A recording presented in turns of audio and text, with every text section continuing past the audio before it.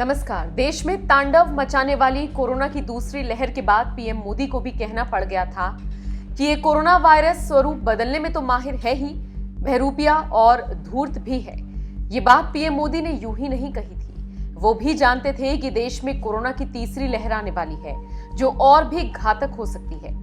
इस तीसरी लहर को डेल्टा प्लस वेरिएंट कहा जा रहा है।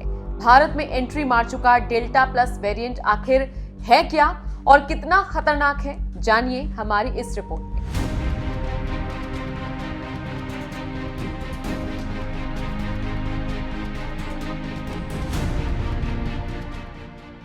कोरोना वायरस के डेल्टा प्लस वेरिएंट के उभार ने एक बार फिर से भारत से लेकर दुनिया भर की सरकारों और विशेषज्ञों को चिंता में डाल दिया है।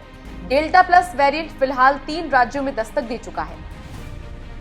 ये राज्य हैं मध्य प्रदेश, महाराष्ट्र और केरल, जहां कुल मिलाकर कोरोना डेल्टा प्लस वेरिएंट के 25 मरीज मिल चुके हैं, जिसे देखते हुए अब एक्सपर्ट्स ने भी चिंता जता दी है कि अगर तीसरी लहर आई तो इसके पीछे डेल्टा प्लस वेरिएंट प्रमुख रूप से शामिल होगा। डेल्टा प्लस वेरिएंट के बारे में आपको बता दें, ये डेल्टा वेरिएंट का म्यूटेशन माना जा रहा है, जिसे भारत में दूसरी लहर के दौरान तबाही के लिए जिम्मेदार माना जाता है। डेल्टा प्लस वेरिएंट मार्च में ही यूरोप में दिख गया था, लेकिन ये पब्लिक डोमेन में 13 जून को आया, जिसके बारे में नीति आयोग की स्वास्थ्य टीम के सदस्य डॉक्टर पॉल ने कुछ ही दिनों पहले बताया था।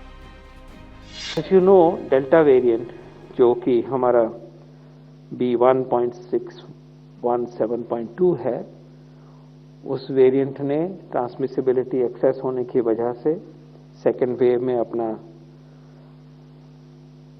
रूप दिखाया। उस वेव को इंटेंस करने में इस वेरिएंट का बहुत रोल रहा है।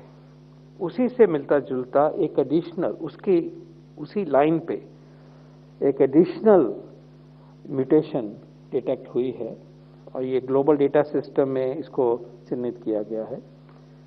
इसको डेल्टा प्लस भी कहा गया है, AV.1 कहा गया है, कापा वेरिएंट के साथ वो नाम है, लेकिन एसेंशियली एक नया डेल्टा के अंदर ही एक नई चेंज आई है। ये वेरिएंट जो है वो मार्च से देखा गया है यूरोप में और इसको नोटिफाई या इसको पब्लिक डोमेन में 13 जून को लाया गया।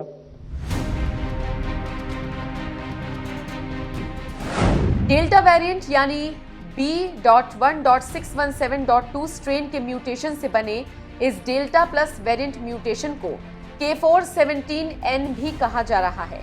कोरोना वायरस के स्पाइक प्रोटीन में यानी पुराने वाले वेरिएंट में थोड़े बदलाव हुए हैं, इसी वजह से नया वेरिएंट सामने आया है।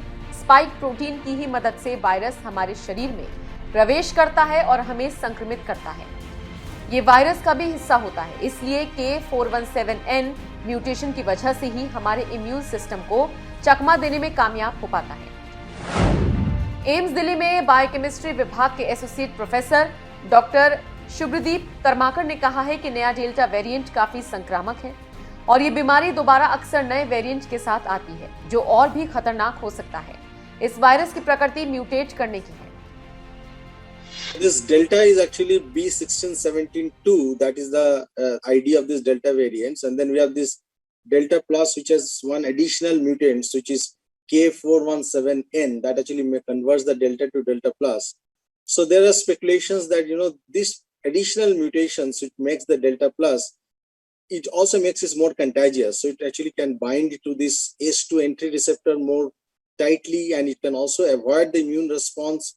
So in a way, people has actually speculated that about 35 to about 60% it is actually more infectious as compared to the alpha variant, which is the primary one which initially we started with.